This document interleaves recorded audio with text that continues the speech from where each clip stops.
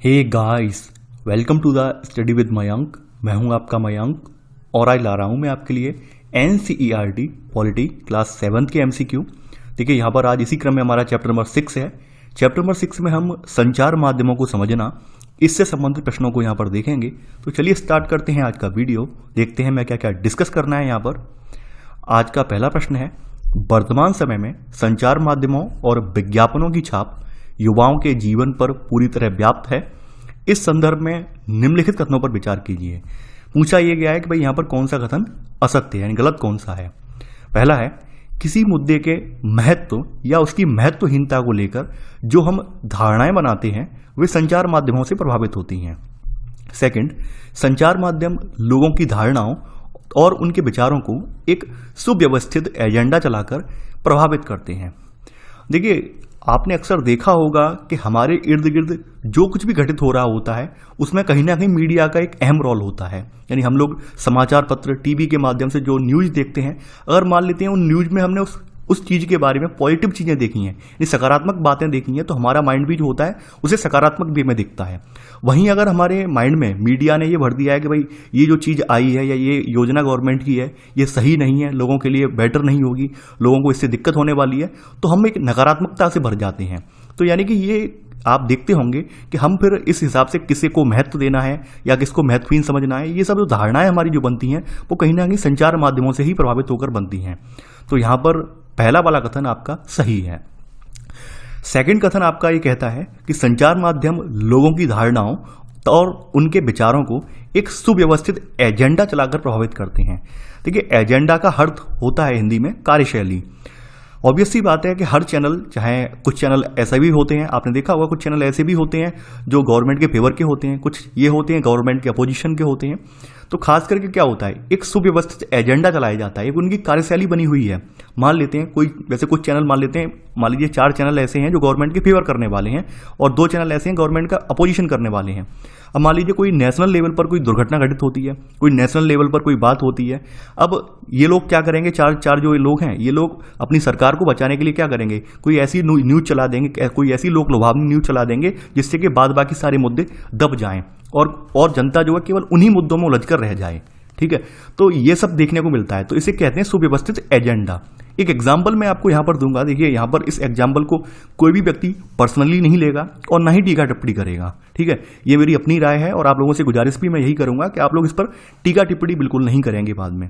एक एग्जाम्पल आपने देखा होगा कि जब कोरोना पैंडेमिक चल रही थी तो जून के महीने में एक एक्टर जो है उनकी जो सुसाइड करके खत्म हो जाती हैं, सुसाइड करके आत्महत्या कर लेते हैं। उसके बाद लगभग आपने देखा होगा 2 महीने तक जितनी भी आपके मीडिया चैनल थे लगभग उनमें सब में यही न्यूज़ चली लगातार, यानी सुबह से लेकर शाम तक यही न्यूज़ चली। तो इस न्यूज़ की आड़ में सारे जो मेन मुद्दे थे सब दबा दिए गए। तो इस बात को लेकर बाद में आलोचना भी हुई है न्यूज़ चैनलों की। तो ये कहीं ना कहीं ये क्या होता है, जब गवर्नमेंट को बचाना होता है तो न्यूज़ चैनल इस तरह की कारनामे करते हैं, यानी एक सुव्यवस्थित एजेंडा चलाते हैं कि जनता को वही दिखाएंगे और जनता जो है उससे ऊपर उठ के सोच ही नहीं पाएगी। तो ये इसे सुव्यवस्थित एजेंडा कहते हैं और ये कहीं ना कहीं हर सरकार में होता है। वर्तमान सरकार ले लीजिए या आने वाली कोई भी सरकार हो, हर सरकार में ये होता है। कुछ चैनल ऐसे होते हैं जो गवर्नमेंट को फेवर करते हैं, कुछ चैनल जो होते हैं गवर्नमेंट के अगेंस्ट होते हैं। तो हर कोई अपना अपना एक सुव्यवस्थित एजेंडा यानी कार्यशैली बना के चलाता है कि हमें गवर्नमेंट को बचाना है या गवर्नमेंट की आलोचना करनी है, तो वही वो अपना जो है न्यूज में दिखाते हैं। तो यहाँ पर दोनों ही कथन आपके सही हैं। पूछा यह गया है कौन सा कथन असत्य है, ना तो पहला सही है और ना ही दूसरा सही है। क्वेश्चन नंबर 2 है आज आपका, आज के परिवेश में हम सभी संचार माध्यमों से घिरे हुए हैं। मानव जीवन में उपयोग लाए जाने वाले संचार साधनों के संदर्भ में निम्नलिखित कथनों पर विचार कीजिए। यहां पर पूछा गया है कौन सा कथन आपका सही है। पहला है यहां पर, रेडियो, टीवी, अखबार, इंटरनेट व संचार के अन्य साधनों को संचार माध्यम यानी मीडिया कहा जाता है। सेकंड, मीडिया अंग्रेजी के मीडियम शब्द का बहुवचन है जिसका अर्थ है माध्यम।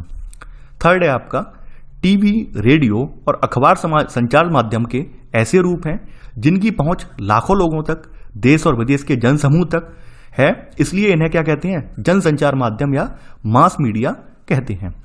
देखिए, पहली बात अगर हम देखें, हम संचार के साधनों को उठाकर देखें तो हमारे जो आए दिन यानी अभी वर्तमान में समाज में जो हमारे साधन यूज होते हैं उनमें रेडियो, टीवी, अखबार, इंटरनेट और संचार के अन्य साधन जो हैं वो भी हमारे यहाँ यूज हो रहे हैं। तो इन सबको हम सम्मिलित रूप से मीडिया कहते हैं। तो यहाँ पर पहला वाला कथन यहाँ पर बिल्कुल सही है। देखिए मीडिया शब्द जो है वो अंग्रेजी के मीडियम से बना है और मीडियम का अर्थ होता है माध्यम, यानी वह माध्यम जिसके जरिए हम एक दूसरे में अपने विचारों का आदान प्रदान करते हैं उसे हम माध्यम बोलते हैं। तो यहाँ पर क्या है, यहाँ पर जो भी यहाँ पर सेंडर है, सेंडर से अभिप्राय यहाँ पर मेरा जो भी यानी कि न्यूज संपादक है वो इन माध्यमों का प्रयोग करते हुए अपनी बात को आप लोगों तक पहुंचाता है। तो ये क्या हो गया, एक माध्यम हो गए। रेडियो, टीवी, अखबार, ये क्या है, माध्यम है। ये संपादक इनके जरिए अपनी बात को आप लोगों तक वो पहुंचा पा रहा है। तो यहाँ सेकंड वाला कथन भी यहाँ पर सही है। थर्ड है आपका, टीवी, रेडियो और अखबार संचार माध्यम के ऐसे रूप हैं जिनकी पहुंच लाखों लोगों तक, देश और विदेश के जन समूह तक है, इसीलिए इन्हें जन संचार माध्यम या मास मीडिया कहते हैं। देखिए ये ध्यान देने वाली बात है, ये जो टीवी, रेडियो, अखबार हैं ये इन्हें मास मीडिया कहा जाता है क्योंकि ये किसी एक व्यक्ति यानी किसी एक व्यक्ति विशेष तक अपनी पहुंच नहीं रखते हैं बल्कि जनता के एक बड़े समूह तक अपनी पहुंच रखते हैं। तो इसलिए इन्हें जन संचार माध्यम का नाम दिया गया है, यानी जिसे हम अंग्रेजी में मास मीडिया कहते हैं, इसके नाम से इन्हें जाना जाता है। तो यहाँ पर थर्ड कथन भी आपका सही है। देखिए यहाँ पर तीनों ही कथन आपके सही हैं, तो आंसर होगा आपका डी यानी उपरोक्त सभी। क्वेश्चन नंबर थर्ड है आपका, संचार माध्यमों को द्रुत गति से, द्रुत का मतलब होता है तीव्र गति से, जनमानस तक पहुंचाने में प्रौद्योगिकी का मतलब टेक्नोलॉजी ने महत्वपूर्ण योगदान निभाया है। इस संदर्भ में निम्नलिखित कथनों पर विचार कीजिए। पूछा यह गया है भाई यहाँ पर कौन सा कथन सत्य है। पहला है, जनसंचार माध्यमों के लिए प्रयोग में लाई आने वाली प्रौद्योगिकी सदैव एक जैसी रहती है। सेकंड, तकनीक तथा मशीनों को बदलकर अत्याधुनिक बनाने से संचार माध्यमों को और अधिक लोगों तक पहुंचने में मदद मिलती है। थर्ड, 1940 के दशक में इलेक्ट्रॉनिक टाइपराइटर के आ जाने से पत्रकारिता की दुनिया में एक बड़ा बदलाव आया। फोर्थ है आपका, जॉन एल बेयर्ड ने रॉयल इंस्टीट्यूट के समक्ष अपने आविष्कार टेलीवाइजर का प्रदर्शन किया जो कि टेलीविजन का प्रारंभिक रूप था। पांचवा है ऑप्शन, टेलीविजन में प्रदर्शित चित्र सैटेलाइट और केबल के विस्तृत जाल के माध्यम से अत्यंत सुदूर क्षेत्रों तक पहुंचाए जाते हैं। देखिए पहला कथन अगर हम उठा के देखें तो आपकी जो टेक्नोलॉजी है वो निरंतर बदलती रहती है। टेक्नोलॉजी का क्या है, मतलब रोज रोज नई रिसर्च, नई खोजें होती रहती हैं, तो आप देखते हैं टेक्नोलॉजी जो है बदलती रहती है। और टेक्नोलॉजी बदलने की वजह से क्या होता है, कहीं ना कहीं टेक्नोलॉजी में इंप्रूवमेंट जब आता जाता है तो ये संचार के माध्यम अपना कार्य और तीव्र गति से और द्रुत गति से कर पाते हैं। जैसे आपने देखा होगा आज से 10 साल पहले इंटरनेट पर हर किसी की पहुंच नहीं थी, तो ऑब्वियस सी बात है बहुत सारी न्यूज, बहुत सारी खबरें जो होती थी लोगों को नहीं मिल पाती थी। लेकिन वर्तमान में आपने देखा होगा जब से 4G रिवॉल्यूशन हुआ है, तो 4G के आने के बाद आपने देखा होगा एक बड़ा तबका जो है इस नेटवर्क के माध्यम से जुड़ गया है, तो वो भी कहीं ना कहीं संचार के माध्यमों का लाभ उठा पा रहा है और जो भी न्यूज वगैरह आ रही है उसको वो पढ़ पा रहा है, समझ पा रहा है।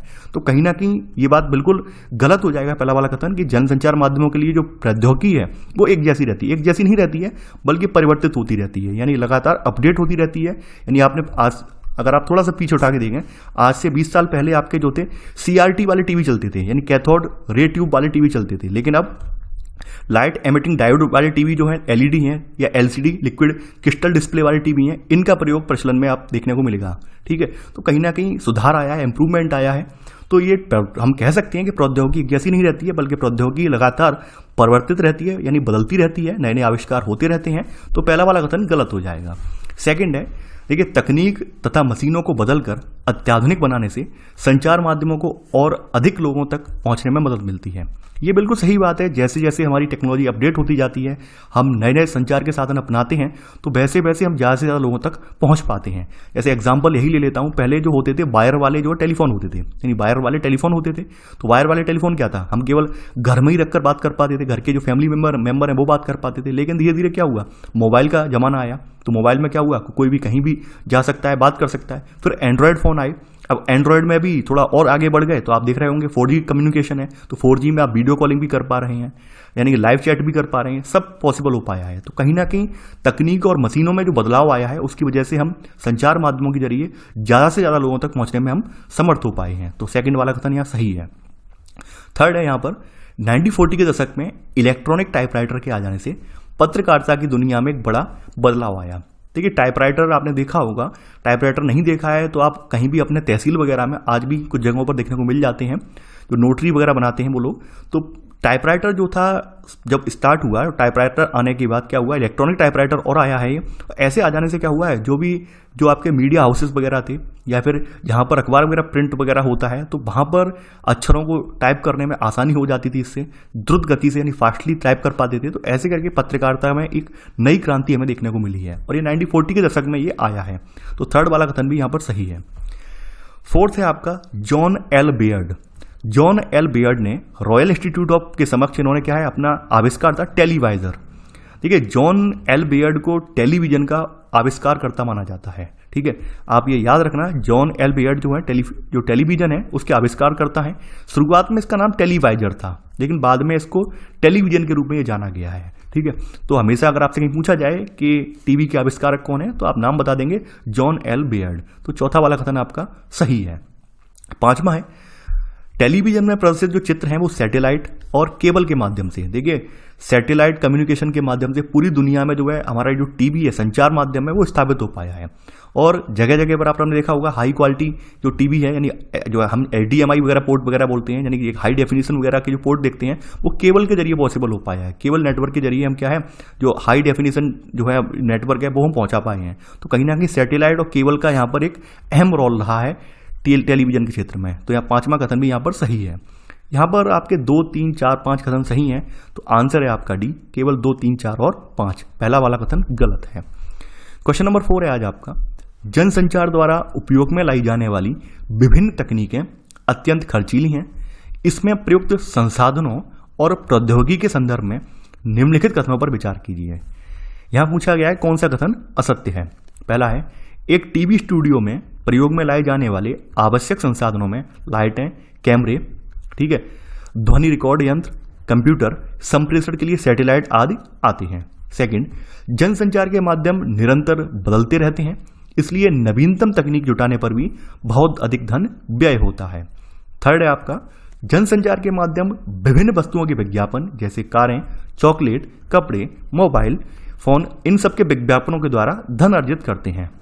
चौथा है, सरकार और निजी संस्थाएं ऐसे विज्ञापन भी बनाती हैं जिनसे समाज में किसी बड़े संदेश का प्रसारण हो सके, और इन्हें हम सामाजिक विज्ञापन इन्हें कहलाते हैं। ये देखिए, अगर बात की जाए, अगर हम जनसंचार में जो हमारे संसाधन प्रयोग में लाए जाते हैं, जैसे हम एक बात कर लें टीवी स्टूडियो की, तो टीवी स्टूडियो में हमें आवश्यक संसाधनों में क्या चाहिए, लाइट चाहिए, कैमरा चाहिए, और जो साउंड रिकॉर्ड करने वाले उपकरण भी चाहिए, साथ साथ कंप्यूटर भी चाहिए एडिट करने के लिए, और उसे यानी उसे संप्रेषित करने के लिए, कम्युनिकेट करने के लिए सैटेलाइट ट्रांसमिशन भी चाहिए। तो ये सब एक टीवी स्टूडियो के लिए रिक्वायर्ड है, यानी इतना तो होना ही चाहिए, तभी कोई टीवी स्टूडियो चल पाएगा।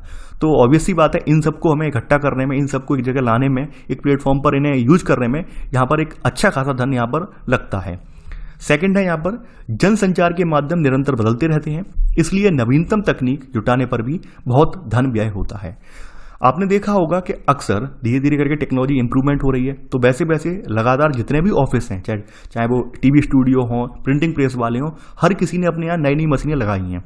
लगाने का रीजन यही है, टेक्नोलॉजी बदल रही है, तो ऑब्वियसली बात है, हर कोई ये चाहता है बेटर क्वालिटी में हमें जो कुछ प्रोड्यूस करना चाह रहे हैं वो बेटर क्वालिटी में प्रोड्यूस हो, साथ साथ जल्दी भी प्रोड्यूस हो। तो इस वजह से आपने देखा है कि यहाँ पर लगातार टेक्नोलॉजी अपडेट होती जाती है, तो इन लोगों को भी नए नए उपकरण खरीदने पड़ते हैं, और कहीं ना कहीं नए नए उपकरण जो होते हैं वो लगातार महंगे भी होते हैं, तो इन्हें बहुत ज़्यादा धन व्यय करना पड़ता है।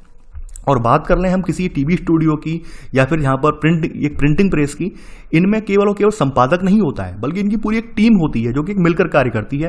कंटेंट राइटर से लेकर कंटेंट एडिटर, जो कंटेंट को लगाने वाले, फ्रेमिंग करने वाले, उसका प्रूफ रीडिंग करने वाले, यानी पूरी बहुत बड़ी विस्तृत टीम होती है। तो उस पूरी टीम को यहाँ पर इन्हें सैलरी देनी होती है, तो इस वजह से कहीं ना कहीं आप देखेंगे ये जनसंचार के माध्यम जो है और ज़्यादा महंगे हो जाते हैं। अब ये पैसा कैसे निकालते हैं, पैसा कैसे अर्जित करते हैं, वो भी देखते हैं। ये जो पैसा अर्जित करते हैं ये विज्ञापनों के माध्यम से करते हैं, जैसे कार के विज्ञापन हैं, तमाम तरह के विज्ञापन जो हैं ये विज्ञापन देते हैं, तो उनसे इन्हें धन की प्राप्ति होती है। तो यहाँ पर सेकंड कथन भी सही है, थर्ड भी सही है। अब बात कर लें चौथे कथन की।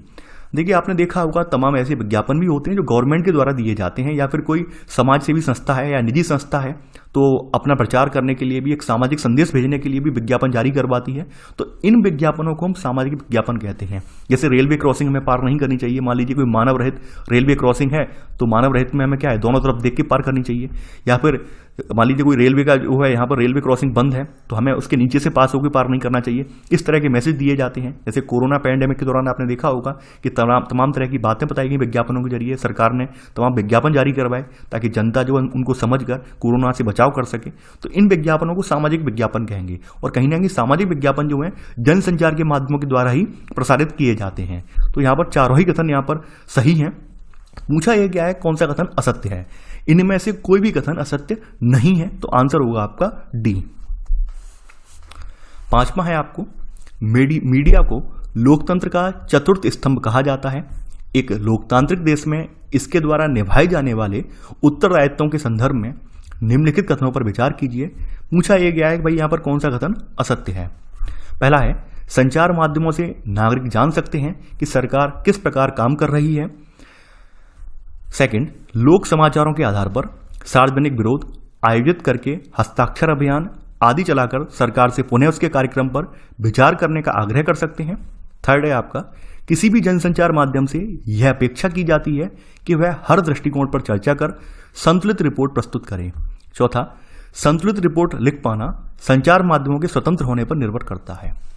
देखिए ये हकीकत बात है, आप सब लोग जानते होंगे मीडिया को चौथा स्तंभ कहा जाता है। किसी भी लोकतांत्रिक देश की व्यवस्था में मीडिया को चौथा स्तंभ कहा जाता है और माना जाता है कि मान लीजिए सरकार अपना दायित्व सही से नहीं निभाए, आपकी जो विधायिका अपना दायित्व सही से नहीं निभाए, यानी कभी कभी न्यायपालिका भी अपना दायित्व नहीं निभा पा रही है, तो इस ऐसी स्थिति में जो आपकी जो मीडिया है वो तो सही दायित्व निभाएगी, वो तो जनता को जगाने में काम करेगी, वो तो जनता में चेतना लाने में के लिए काम करेगी।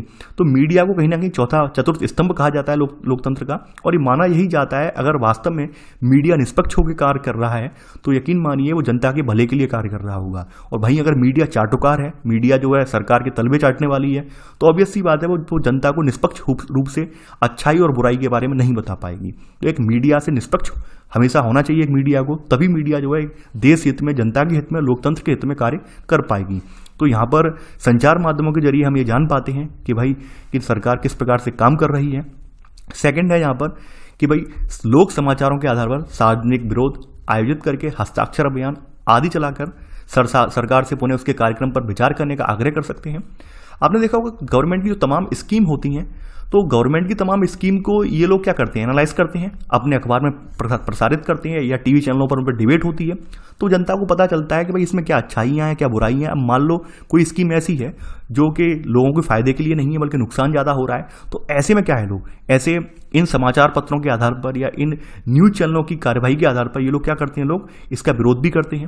यानी लोग जागृत हो जाते हैं इनके जरिए और फिर सार्वजनिक विरोध दर्ज करवाते हैं, यानी हस्ताक्षर अभियान चला के विरोध करते हैं, कहीं सरकार को पत्र वगैरह लिखकर विरोध करते हैं और सरकार से कहते हैं कि भाई आपने जो कार्यक्रम लॉन्च किया है इस पर आप फिर से विचार कीजिए, आप फिर से यहाँ पर आग्रह कीजिए कि भाई इसमें ये चीज़ें यहाँ पे मिस हैं, तो क्यों मिस हैं। जैसे किसान बिल हुआ आपका नया वाला, जो आपका किसान जो लेकर आए किसान कृषि कानून, उसको लेकर जो विवाद चल रहा है, तो वहाँ पर क्यों चल रहा है, तो वहाँ पर तमाम जो कुछ मीडिया वाले थे उन्होंने बताया कि भाई इसमें ये चीज़ें मिसिंग हैं, गवर्नमेंट को इनमें इंप्रूवमेंट करना चाहिए। लोगों को लगा कि हाँ वास्तव में ये चीज़ें डालनी चाहिए, तो लोग वे सड़कों पर आए, लोगों ने जो विरोध कर रहे हैं अभी, ठीक है, सरकार पर दबाव बना रहे हैं कि सरकार उसमें संशोधन करे, ठीक है। तो ये सब चीज़ें तभी पॉसिबल हैं जब एक अखबार जो है या एक संचार माध्यम जो है निष्पक्ष है। तो यहाँ पर सेकंड कथन यहाँ पर बिल्कुल सही है। अब थर्ड कथन है आपका किसी भी जनसंचार माध्यम से अपेक्षा की जाती है कि वह हर दृष्टिकोण पर चर्चा कर संतुलित रिपोर्ट प्रस्तुत करें। देखिए हम सब आशा यही करते हैं कि जो रिपोर्टिंग होती है, चाहे कोई भी आपका अखबार वाला हो, कोई भी आपका जो है यहाँ पर मीडिया यानी आपका जो है प्रिंट डिजिटल मीडिया वाला हो, अगर वो केवल एक दृष्टिकोण को लेकर चलेगा, मान लेते हैं क्या है एक दृष्टिकोण क्या है, मान लीजिए कोई एक न्यूज चैनल है, न्यूज चैनल हम मान लेते हैं AB न्यूज चैनल है एक, अब इसका काम क्या है कि सरकार की आलोचना करना है, तो ये भी आलोचना करना ही मात्र इसका काम नहीं होना चाहिए, सरकार कुछ पॉजिटिव काम भी कर रही है वो भी बताए, तभी तो पता चलेगा लोगों को क्या अच्छा है क्या बुरा है। आप केवल बुराई करते जा रहे हो या फिर आप केवल गवर्नमेंट की भलाई करते जा रहे हो, कहीं भी वहां पर कमी जाहिर ही नहीं होने दे रहे हो, तो ये कोई न्यूज जो है आपकी प्रामाणिक नहीं बोली जाएगी, ये तो आपकी चाटुकार न्यूज बोली जाएगी, चाटुकार, या फिर ये बोला जाएगा कि आप कहीं ना कहीं सरकार से घृणा कर रहे हैं, समझे। तो एक पत्रकार होने के नाते, एक संपादक होने के नाते जनता यही अपेक्षा लगाती है कि भाई जो भी चर्चा हो वो हर दृष्टिकोण पर हो और ये रिपोर्ट प्रस्तुत की जाए, रिपोर्टिंग जो की जाए एक संतुलित रिपोर्टिंग की जाए, किसी जनमानस की भावनाओं को आहत पहुंचाने वाली रिपोर्टिंग न की जाए। तो यहाँ पर थर्ड कथन बिल्कुल सही है। चौथा है कि संतुलित रिपोर्ट लिख पाना संचार माध्यमों के स्वतंत्र होने पर निर्भर करता है। ये हकीकत बात है ज़्यादातर देशों में, ज़्यादातर लोकतांत्रिक देश जो कहते हैं कि हमारे देश में मीडिया स्वतंत्र है, लेकिन ऐसा होता नहीं है। ज़्यादातर देशों में मीडिया पर सेंसरशिप लगा हुआ है और जो मीडिया हाउसेस हैं उन पर भी सरकार का जो है कहीं ना कहीं नियंत्रण रहता है। तो इस वजह से ये न्यूज़पेपर वाले जो आपके हैं ये खुलकर सरकार का विरोध नहीं कर पाते हैं। तो संतुलित रिपोर्ट यानी संतुलित रिपोर्टिंग ये तभी कर पाएंगे जब ये स्वतंत्र होंगे। ये स्वतंत्र होने पर निर्भर करता है। तो चौथा कथन भी यहाँ पर सही है।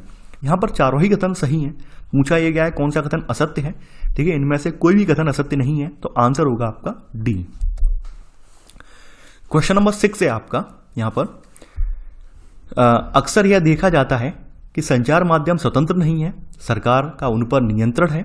इस संदर्भ में निम्नलिखित कथनों पर विचार कीजिए। पहला है, जब सरकार समाचार के किसी अंश, फिल्म के किसी दृश्य या गीत की किसी अभिव्यक्ति को जन समुदाय तक पहुंचने से प्रतिबंधित करती है तो इसे सेंसरशिप कहते हैं। तो इसे क्या कहते हैं? सेंसरशिप कहा जाता है। सेकंड है, भारत के इतिहास में आपातकाल के दौरान सरकार ने संचार माध्यमों के ऊपर सेंसर लगाया था। थर्ड है आपका, संचार माध्यमों के स्वतंत्र न होने का दूसरा कारण बड़े व्यापारिक प्रतिष्ठानों द्वारा उनका परिचालन करना है। देखिए यहाँ पर ये तीनों ही बातें जो बताई गई बहुत इंपॉर्टेंट है। पहली बात ये है कि जो सेंसरशिप होती है उसका मतलब ये होता है कि समाचार का कोई स्पेसिफिक अंश है या फिर फिल्म का कोई दृश्य है या गीत है या सरकार को ऐसा लगता है कि भाई इसको प्रसारित करने से जनता की भावनाएं आहत होंगी तो सरकार उसे प्रतिबंधित कर देती है। तो इसे हम क्या कहते हैं? सेंसरशिप कहा जाता है। आपने देखा होगा भारतीय फिल्म प्रमाणन बोर्ड जो है सर्टिफिकेट जारी करता है किसी मूवी के लिए, तभी वो मूवी जो होती है आपकी डिजिटल मीडिया के जरिए प्रसारित होती है, थिएटर वगैरह में रिलीज हो पाती है। समझे? तो इसे सेंसरशिप कहा जाता है। उसी प्रकार न्यूज चैनल वगैरह हैं, उनको अपनी अभिव्यक्ति यानी अपनी अभिव्यक्ति स्वतंत्रता की भी एक लिमिट में है। ऐसा नहीं है कि अभिव्यक्ति स्वतंत्रता के नाम पर कोई वो दो समुदायों को लड़वा दें, दो समुदायों को भड़का दें, ऐसा वो बिल्कुल नहीं कर सकते हैं। उनकी भी कुछ सीमाएं हैं। ठीक है, तो इसे हम क्या कहते हैं? इसे सेंसरशिप कहा जाता है। तो पहला वाला कथन बिल्कुल सही है। सेकंड है आपका, भारत के इतिहास में आपातकाल के दौरान सरकार ने संचार माध्यमों के ऊपर सेंसर लगाया। देखिए आपको पता होगा कि हमारे यहाँ जो आपके लोकतंत्र में आपातकाल भी लगा है, नेशनल इमरजेंसी भी लगी है और 1975 में लगी है, इंदिरा गांधी गवर्नमेंट में लगाई गई थी ये। तो उस दौरान तमाम मीडिया हाउसेस की आपने सुना भी होगा कि जिस रात को आपातकाल लगाया गया था उसी रात को एक आदेश जारी करके दिल्ली के बहुत सारे प्रतिष्ठान जो थे मीडिया हाउसेस के, उनकी बिजली काट दी गई थी। इस वजह से 2-3 दिन तक अखबार प्रिंट नहीं हो पाया। काफ़ी बड़े बड़े संपादकों को अरेस्ट कर लिया गया था। अगर आपने क्लास 12th वाली जो एनसीईआरटी की किताब पढ़ी है तो आपको पता होगा, ये वहाँ पर मैंने डिटेल में इसकी चर्चा की है। तो 1975 का जो आपातकाल लगा था उस दौरान सरकार ने क्या था, अपने भारत में मीडिया पर टोटल सेंसरशिप लगा दी थी और तमाम अखबारों ने क्या किया था, सरकार का विरोध दर्ज करवाने के लिए मान लीजिए सरकार कुछ आर्टिकल्स पर प्रतिबंध लगाती थी कि ये आर्टिकल जो सरकार के खिलाफ है। तो क्या करते थे मीडिया वाले, जैसे एक पेपर होता है, पेपर का पेज है और पेपर के पेज में ड्राफ्टिंग की जाती है कि यहाँ पर इधर ये आर्टिकल लगेगा, इस साइड में ये आर्टिकल लगेगा, ये लगेगा। तो मान लीजिए सरकार को दिखाया जाता था, सरकार के बंदे को दिखाया जाता था कि आज हमारे अगले दिन के पेपर में ये छपेगा। सरकार का बंदा कह देता था कि भाई ये वाला आर्टिकल सरकार विरोधी है, आपको हटाना पड़ेगा। तो कुछ अखबारों ने ये तरीका निकाला था, वो आर्टिकल तो हटा देते थे लेकिन उस जगह पर कुछ और लगाने के जरिए वो क्या करते थे, उस जगह को खाली छोड़ देते थे और खाली छोड़कर सरकार का विरोध दर्ज करवाते थे। तो ऐसा भी कुछ किया है सरकारों के खिलाफ उस समय। तो यहाँ पर आपके यहाँ इमरजेंसी जो लगाई गई है वो सेकंड में यानी कि आपके 1975 में लगाई गई है। थर्ड है आपका, संचार माध्यमों के स्वतंत्र न होने का दूसरा कारण क्या है, बड़े व्यापारिक प्रतिष्ठानों द्वारा उनका परिचालन करना है। ये हकीकत बात है कि मीडिया चैनल को चलाने के लिए, एक डिजिटल चैनल को चलाने के लिए लगभग अच्छे खासे रुपयों की जरूरत होती है। यानी एक अगर मैं अनुमानतः बताऊंगा आपको, लगभग एक नॉर्मल सा चैनल जो है आपका, उसको आपको खड़ा करने के लिए लगभग 100 करोड़ की रिक्वायरमेंट होती है। ये मेरी खुद की रिसर्च वगैरह है, मैंने काफ़ी इसके बारे में रिसर्च की है, काफ़ी लोगों से बात भी की है, तब पता चला है एक नॉर्मल सी मीडिया चैनल को खड़ा करने के लिए लगभग 100 करोड़ रुपए की इन्वेस्टमेंट की आवश्यकता होती है। और जो बड़े बड़े चैनल हैं वो तो हजारों करोड़ रुपए लगाकर बने हुए हैं। तो ऐसे में ये कोई आम इंसान तो खड़ा कर नहीं पाएगा। ऑब्वियस सी बात है, बड़े बड़े व्यावसायिक प्रतिष्ठान वगैरह हैं वो इसमें इन्वॉल्व होंगे, बड़े बड़े व्यापारिक फर्में इसमें आके पैसा लगाएंगी। तो जो व्यापारिक फर्में होंगी वो कहीं ना कहीं सरकार की, ऑब्वियस सी बात है, सरकार से मिली जुली होंगी। तो सरकार से जब फर्में मिली जुली होंगी तो वहाँ पर काम करने वाले जो एम्प्लॉई हैं वो सरकार के अगेंस्ट जा ही नहीं पाएंगे। तो इस वजह से हमें जो है आपको प्रामाणिक न्यूज नहीं मिल पाती है, यानी आपको जो न्यूज मिलती है वो संतुलित रिपोर्ट नहीं मिल पाती है। खास करके ये लोग, क्योंकि ये लोग कहीं ना कहीं दबाव में होते हैं, जो भी संपादक वगैरह होते हैं, क्योंकि संपादक भी नौकरी कर रहे हैं, उसको भी ये लग रहा है कि हमारी नौकरी चली जाएगी अगर हमने सरकार के खिलाफ कुछ बोले, क्योंकि ये जितने भी चैनल वगैरह हैं ये बड़े बड़े व्यापारिक प्रतिष्ठानों द्वारा संचालित चैनल हैं, उनका परिचालन इनके द्वारा हो रहा है। तो कहीं ना कहीं आप देखेंगे मीडिया निष्पक्ष या स्वतंत्र नहीं हो पा रहा है। तो यहां पर आपके तीनों ही कथन सही हैं, तो आंसर है आपका डी, यानी उपरोक्त सभी।